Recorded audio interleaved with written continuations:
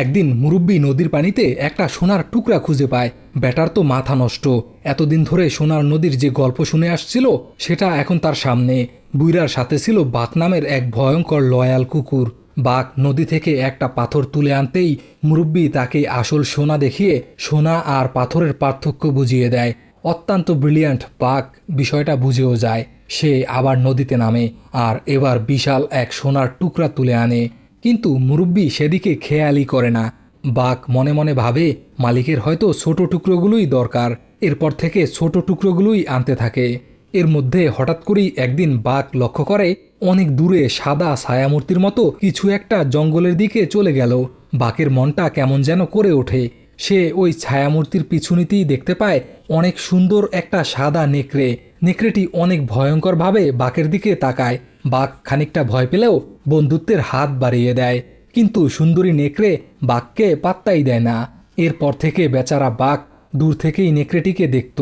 সুন্দরী নেকড়েটি তার দলবল সহ শিকার করত। একদিন পা ফসকে তাদের দলের আরেকটা নেকড়ে ভয়ঙ্কর খরস্রোতা নদীতে পড়ে যায়। সামনেই ভয়ঙ্কর খাদ, নিচে পড়লেই নিশ্চিত মৃত্যু।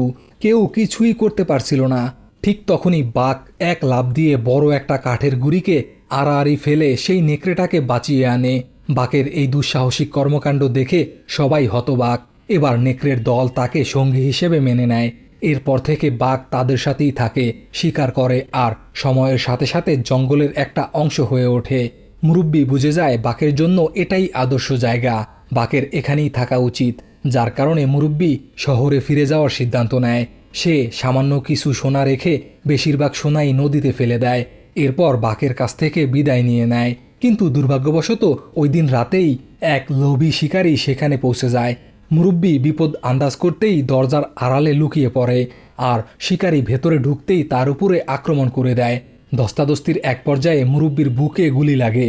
শিকারীকে থামানোর জন্য সাথে থাকা সবটুকু সোনা দিয়ে দেয়, কিন্তু শিকারী কোনোভাবেই থামতে রাজি না। ঠিক তখনই বাঘ শিকারীর উপর আক্রমণ করে দেয়। বাঘের আক্রমণে শিকারী সম্পূর্ণ পর্যদস্ত।